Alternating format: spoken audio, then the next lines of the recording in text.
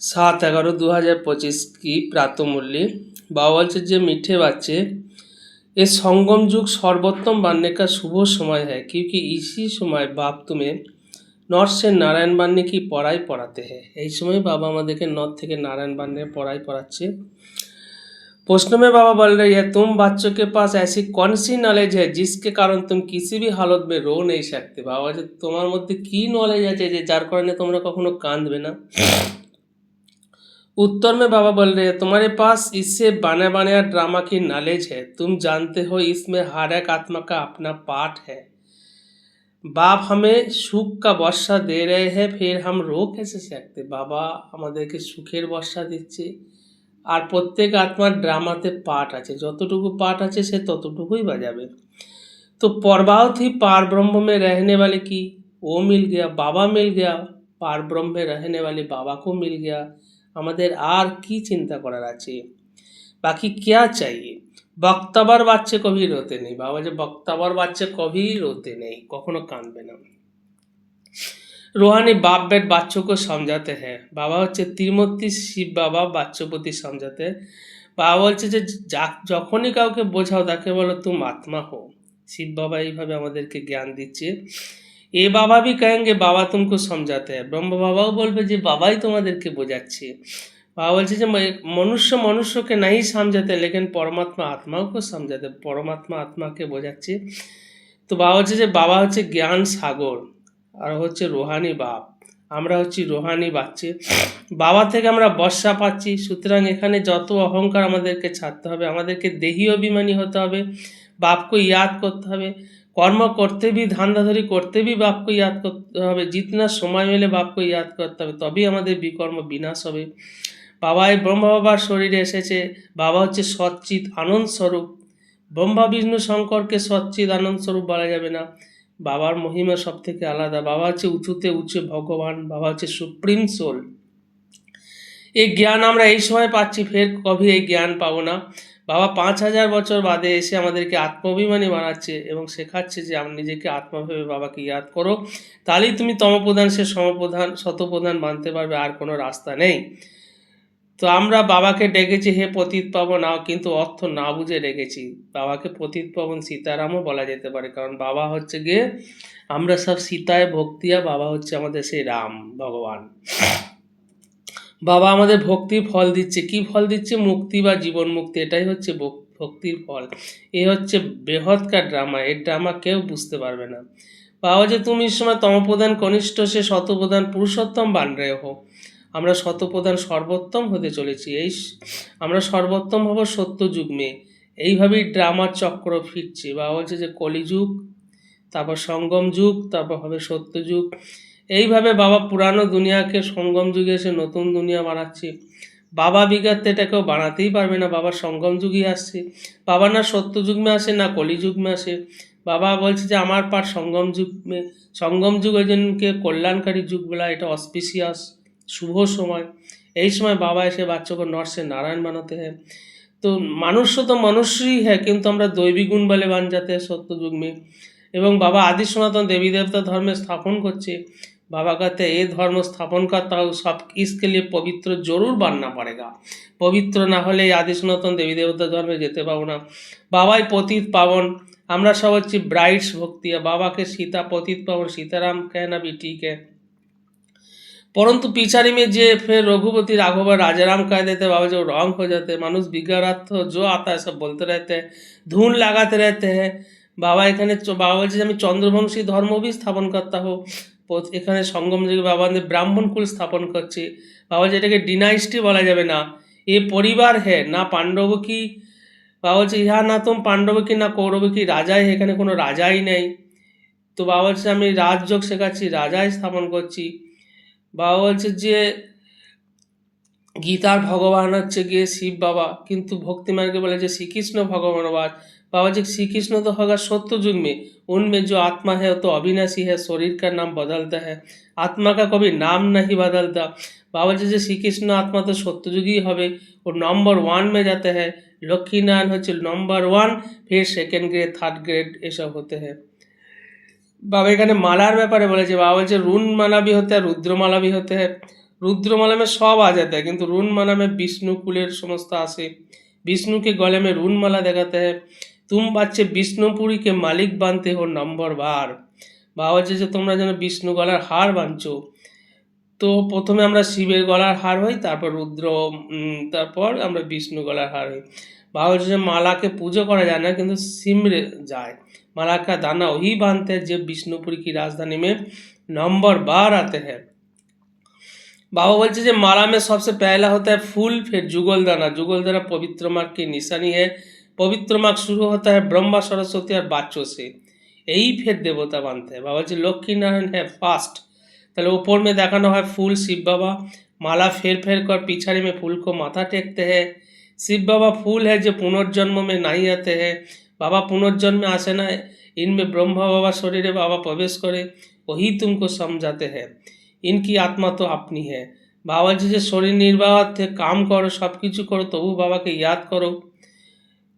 जैसे कोई की स्त्री व बाप आदि मरता है तो उनको आत्मा को ब्राह्मण के तौर में बुलाते हैं। आगे आती थी, এখন আর শরীর চরকার নাই आते हैं। এসব ড্রামাতে ফিক্সড আছে। ঠিক তেমনি করে শিব বাবা ব্রহ্ম বাবার শরীরে এসে গেছে। বাবা ব্রহ্ম বাবার শরীরের মাধ্যমে জ্ঞান দিচ্ছে, জ্ঞান কা সাগর। তো বাবা বলছে যে এটা ড্রামার পার্ট চলছে, কেউ যদি মারাও যায় তোমরা কাঁদবে না।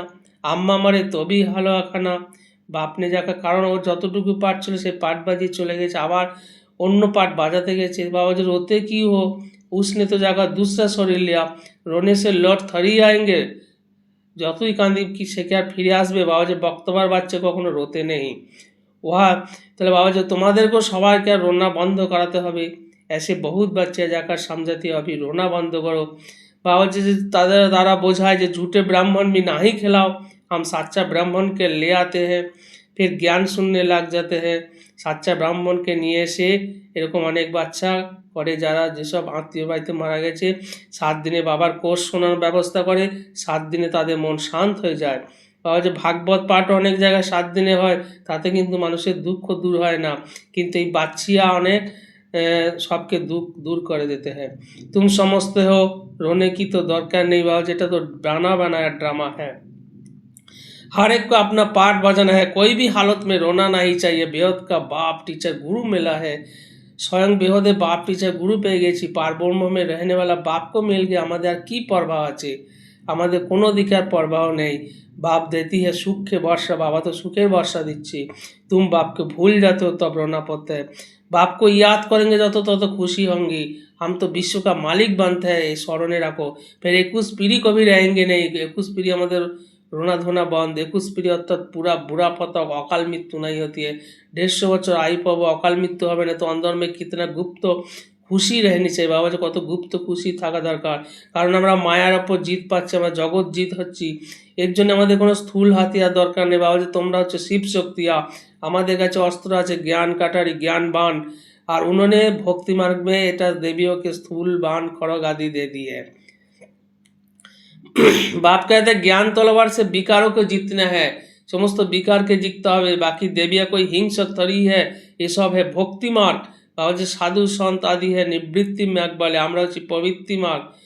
तो बाबा जी जो তোমরা আমরা সন্ন্যাস করছি পুরানো দুনিয়া পুরানো সংসার को, बाप को যত याद করবো তত পবিত্র হয়ে যাব, ज्ञान के संस्कार लिए जाएंगे, उस अनुसार नई दुनिया में जन्म लेंगे।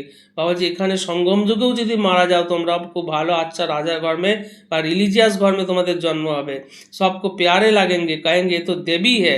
श्री कृष्ण की कितना महिमा गाते हैं, ছোটপন में দেখাতে हैं মাখন চড়িয়া মটকি ফরি। বাবা যে এইসব কলঙ্ক যে লাগিয়েছিল এগুলো কি ঠিক? শ্রীকৃষ্ণ তো হবে দৈবী গুণবালা সত্য যুগের প্রিন্স। আচ্ছা फिर শ্রীকৃষ্ণকে সাওড়া क्यों बनाया है? কেউ এটা প্রশ্নই করে না যে কি শ্রীকৃষ্ণকে কালো কেন দেখিয়েছি। সত্যযুগে শ্রীকৃষ্ণ তো গোরা হবে, তারপর যখন শ্রীকৃষ্ণ কালো হবে তখন তো তার নাম রূপ বদল যাবে। তাহলে শ্রীকৃষ্ণ কি সত্যযুগে শ্রীকৃষ্ণকে क्यों শ্যাম দেখাया है? बाबा जी प्रश्न उत्तर को खोजार चेष्टा करे ना। श्री कृष्ण तो सत्ययुग का पहला प्रिंस, तो उनको क्यों सैवड़ा बनाया है, कभी कोई बता ना सकेंगे। बाबा जी सत्ययुगे কোনো জরিলা সাপও তো থাকবে না যে শ্রীকৃষ্ণকে কালা বানাতে। ইহা जहर चट जाता है तो काला हो जाता है। ওহা বাবা বলছে ওহা তো ऐसी बात हो नहीं सके, तुम अब दैवी संप्रदाय बनने वाला, আমরা এখন दैवी संप्रदाय बनने वाले। इस ब्राह्मण संप्रदाय के किसको पता नहीं, क्यों जान ही नहीं संगम युग और ब्राह्मण संप्रदाय संपर्के।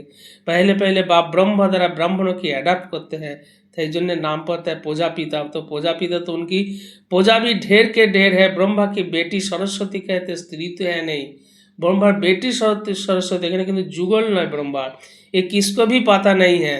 प्रजापिता ब्रह्मा की तो है ही मुख वंशावली, स्त्री की बात ही नहीं।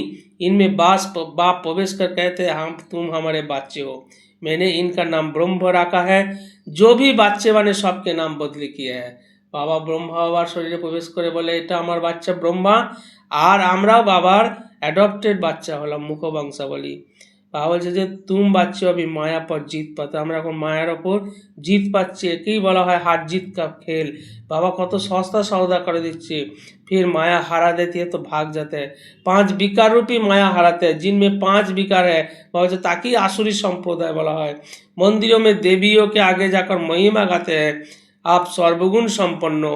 बाप तुम बच्चों को समझाते हैं যে তোমরাই পূজ্য দেবী দেবতা ছিলে, फिर 63 जन्म তোমরাই পূজারি হয়েছো, আবার ফের पूज्य बनो। बाप पूज्य बनाते हैं, रावण तुम्हारे पुजारी बनाते हैं। ये बात कोई शास्त्र में नहीं है। बाप कोई शास्त्र थोड़ी पढ़ा है। बाबा বলছে बाबा तो ज्ञानेर सागर, वर्ल्ड অলমাইটি অথরিটি। बाप सर्वशक्तिमान, समस्त वेद शास्त्रेर सार বোঝাচ্ছে। বাবা যে এইসব শাস্ত্র পড়ে এত সব ভক্তিমার্গের সামগ্রী। দাপর থেকে আমরা পূজারি হয়েছি, সত্য ত্রেতা যুগে আমরা পূজ্য ছিলাম, পূজ্য ঘরানায় ছিলাম। তো বাবা বলছে যে এইসব बातें कोई नहीं जानते, बाबाई আমাদের 84 जन्में কাহিনী बताते हैं। पूज्य पुजारी तुम्हारे ऊपर ही सारा खेल रहते। बाबा जो আমরাই पूज्य पुजारी হই।